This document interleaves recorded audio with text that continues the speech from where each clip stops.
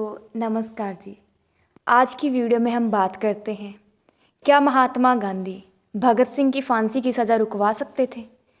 क्या भगत सिंह फांसी के फंदे से बच सकते थे?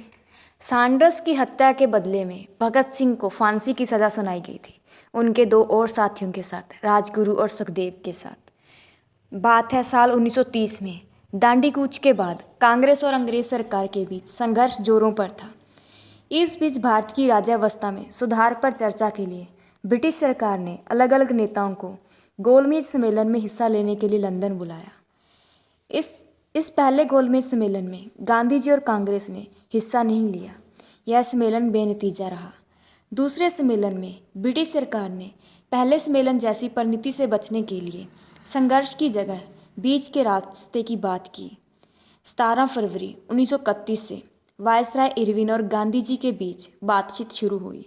इसके बाद 5 मार्च 1931 को दोनों के बीच एक समझौता हुआ, जिसे गांधी इरविन समझौते के नाम से जाना जाता है।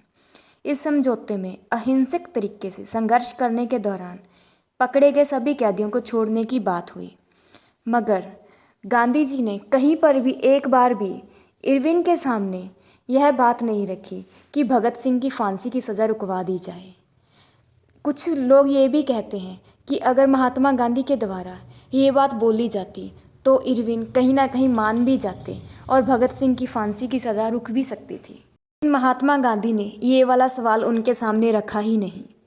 जब महात्मा गांधी इंडिया वापस आए तो उनका जगह जगह पर विरोध किया गया।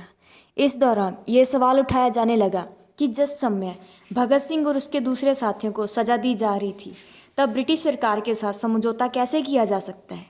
इस मसले से जुड़े सवालों के साथ हिंदुस्तान में अलग अलग जगह पर पर्चे बांटे जाने लगे। साम्यवादी इस समझौते से नाराज थे। वे सार्वजनिक सभाओं में गांधी जी के खिलाफ विरोध प्रदर्शन करने लगे। ऐसे में 23 मार्च 1931 को भगत सिंह, सुखदेव और राजगुरु को फांसी की सज़ा दे दी गई। इसके बाद लोगों में आक्रोश की लहर दौड़ गई, लेकिन ये आक्रोश सिर्फ अंग्रेजों के लिए नहीं बल्कि गांधी जी के खिलाफ था, क्योंकि उन्होंने इस बात का आग्रह ही नहीं किया कि भगत सिंह की फांसी की सज़ा माफ़ नहीं की तो समझौता भी नहीं होगा। साल 1931 की 26 मार्च के दिन कराची में कांग्रेस का अधिवेशन शुरू हुआ, जिसमें पहली बार और आखिरी बार सरदार पटेल कांग्रेस के अध्यक्ष बने। 25 मार्च को जब गांधी जी इस अधिवेशन में हिस्सा लेने के लिए पहुंचे तो उनके खिलाफ विरोध प्रदर्शन किया गया। उनके स्वागत काले कपड़े से बने फूल और गांधी मुर्दाबाद, गांधी गो बैक जैसे नारे लगाए गए। इस विरोध को गांधी जी ने उनकी गहरी व्यथा और उससे उभरने वाले गुस्से का हल्का प्रदर्शन बताया।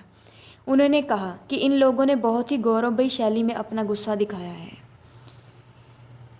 अखबारों की रिपोर्ट के अनुसार 25 मार्च को दोपहर में कई लोग उस जगह पहुंच गए जहां गांधी जी ठहरे हुए थे।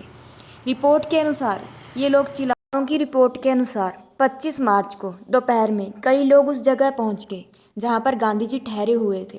रिपोर्टों के अनुसार ये लोग चिल्लाने लगे, कहाँ है खूनी। तभी उन्हें जवाहरलाल नेहरू मिले, जो इन लोगों को एक तंबू में ले गए। इसके बाद 3 घंटे तक बातचीत करने पर लोगों को समझाया, लेकिन शाम को ये लोग फिर विरोध करने के लिए लौट आए।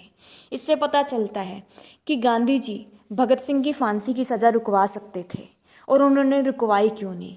इसी बात को लेकर अब भी कई लोगों में मतभेद हैं। गांधी के समर्थक और भगत सिंह के समर्थक आज भी इसी बात को लेकर लड़ाई झगड़े करते रहते हैं।